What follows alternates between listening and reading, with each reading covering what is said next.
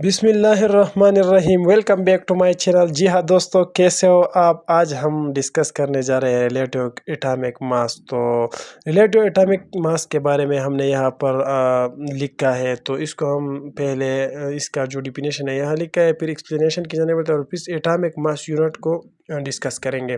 تو relative atomic ماس کیا ہے؟ تو یہاں پر ہم نے اس کا ڈیفینیشن لکھا ہے: the mass of an atom of an element compared with mass of one atom of carbon 12 taken as 12 units is called relative atomic mass of that elements۔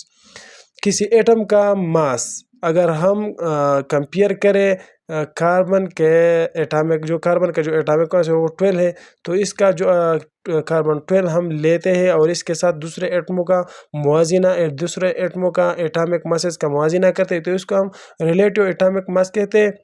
اور کاربن کا جو 12 ہے اس کو ہم 12 یونٹس میں تقسیم کرتے ہیں، ہر ایک حصہ برابر ہوتا ہے، اور اس کو ہم 12 برابر حصوں میں تقسیم کرتے ہیں، اور اس کے ایک جو حصہ ہے، ایک جو 12 میں سے ایک حصہ ہے، اس کو ہم 1 ایٹامک ماس یونٹ کہتے ہیں، اور اس کے ساتھ ہم کیا کمپیئر کرتے ہیں؟ دوسرے ایٹموں کے ایٹامک ماس ہم اس سے کمپیئر کرتے ہیں۔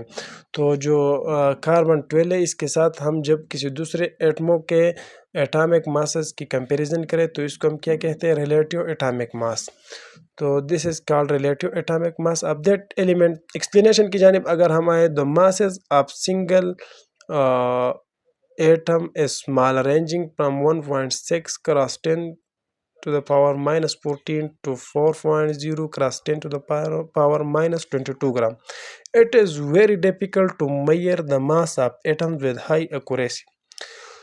جو ایٹمز ہے ان کا جو ماس ہے وہ بہت ہی اسمال ہوتا ہے، وہ بہت ہی اسمال ہوتا ہے، یہ نمبر جو ہے یہ بہت زیادہ اسمال ہے، تو یہ بہت مشکل ہوتا ہے کہ کسی ایٹم کا ماس جو ہے وہ بالکل ٹھیک طریقے سے ہم فائنڈ کریں، تو یہ بہت ہی مشکل کام ہے۔ لیکن ہم کیا کرتے ہیں؟ ہم ریکمینڈ کرتے ہیں ایٹامک ماس آف کاربن 12 کے ہم اس کے ساتھ اس کی کمپیریزن کریں تو پھر ہم اس کو آسانی سے نکال سکتے ہیں۔ Therefore it was recommended to express the masses of atoms by comparing them with the mass of standard atom۔ تو اس لیے یہ کہ ریکمینڈ کیا جاتا ہے کہ کسی ایٹم کا جو ماس ہے وہ کسی دوسرے ایٹم، جو اسٹینڈرڈ ایٹم ہم لیتے ہیں، کاربن 12 ہم نے سلیکٹ کیا ہے، تو اس سے ہم اس کو کمپیئر کرتے ہیں۔ جب ہم اس کو اس سے کمپیئر کریں تو اس کا ایٹامک ماس ہمیں معلوم ہو سکتا ہے۔ فار دس پرپز، اس مقصد کے لیے carbon 12 was chosen as a standard for comparison. تو اس مقصد کے لیے ہم کاربن جو 12 ہے اس کو ہم استعمال کرتے ہیں۔ اگر آپ ذرا سوچئے اور اس کے بارے میں سوچئے کہ جب ہم کسی ویٹ کو ہم کسی ترازو میں ناپتے ہیں، اس کا جو تول ہے وہ کرتے ہیں، تو ہم اس کے ساتھ جو kg کا جو ہم نے ایکسٹینڈ یونٹ بنایا ہے اس سے ہم کمپیریزن کرتے ہیں، تو یہ کیا ہے؟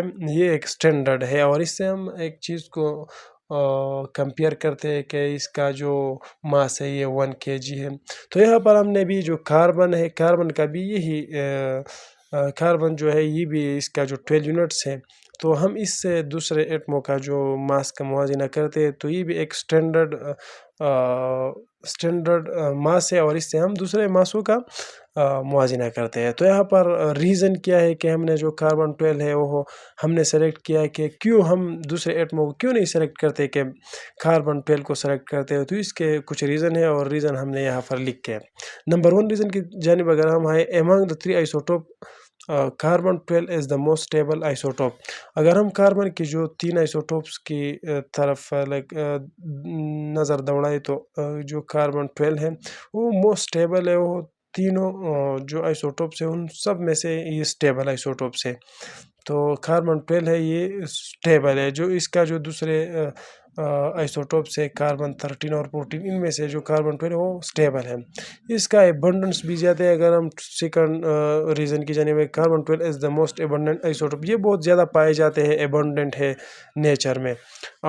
اٹس نیچرل ایبنڈنس از 98.89%، اس کا جو نیچرل ایبنڈنس ہے وہ 98.89% ہے، اور جو دوسرے آئسوٹوپ ہے وہ समथिंग 2.1 पॉइंट समथिंग एबंडेंस है इसका। तो यहाँ पर जो इसका एबंडेंस बहुत ज़्यादा है, इसलिए हम ये इस्तेमाल करते हैं। यहाँ पर जो फोर्थवा नंबर जो रीज़न है, carbon is the essential element of organic compound. जो कार्बन है ये बहुत ही ज़रूरी एलिमेंट्स है ऑर्गेनिक कंपाउंड्स का। कार्बन जो है ये इसलिए हमने चूज़ किया है कि ये ऑर्गेनिक कंपाउंड में बहुत ज़्यादा पाए जाते हैं, तो इसलिए ये भी एक रीज़न है। एटॉमिक मास यूनिट अब क्या कहते हैं, कैसे कहते हैं एटॉमिक मास किया है, तो यहाँ पर हम एटॉमिक मास यूनिट को क्या एक्सप्लेन करते हैं। It is defined as the mass exactly equal to 1/12 of the mass of one atom of carbon 12। It is defined as, ये हम इस तरह डिफाइन करते हैं कि जो कार्बन का जो 12 है, इसका हम अगर 12 हिस्सों में तकसीम करें तो इसका 1 हिस्सा, इसको हम क्या कहते हैं, इसके एक हिस्सों को हम क्या कहते हैं, एटॉमिक मास यूनिट। इसके 1 हिस्से को हम क्या कहते हैं, एटॉमिक मास यूनिट। अगर हम कार्बन को 12 बराबर हिस्सों में तकसीम करें, अगर हम किसी एक कार्बन एटम को 12 बराबर हिस्सों में तकसीम करें और इसके एक हिस्से को हम फिर क्या कहेंगे, atomic mass unit. The mass of one atom of carbon 12 is equal to 12 AMU। तो यहाँ पर जो अगर हम इसको 12 हिस्सों में तकसीम करें तो 1 हिस्से को हम क्या कहेंगे, 1 AMU। Mass of one atom of carbon 12 divide by 12।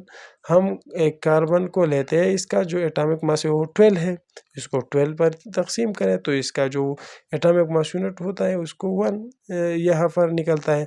यहाँ पर जो ये हमने तकसीम किया है, अगर हम यहाँ पर ये सेलेक्ट करें कि ये कार्बन है, कार्बन का एटॉमिक मास है, तो कार्बन का जो एटॉमिक मास है यहाँ पर ये 12 अगर हम यहाँ पर लिखें और इसको हम 12 बराबर हिस्सों में तकसीम करें, तो इस एक यूनिट यहाँ पर जो हमने ये कलर दिया यहाँ, तो इस एक यूनिट को हम 1 एटॉमिक AMU हम इसको कहेंगे। और ये कार्बन है, ये 12 AMU के बराबर है, कार्बन नहीं, ये 12 AMU के बराबर। तो इसके साथ हम दूसरे एटमों का मुवाजिना करते हैं। तो ये है एटॉमिक मास यूनिट और रिलेटिव एटॉमिक मास। तो प्लीज़ हमारे चैनल को सब्सक्राइब करें और बेल आइकन को भी दबाएं और लाइक का जो ऑप्शन है इसको भी दबाएं, ताकि हमारे आने वाले वीडियो आप तक पहुंचते रहे और आप इससे कुछ लर्न करें। ओके।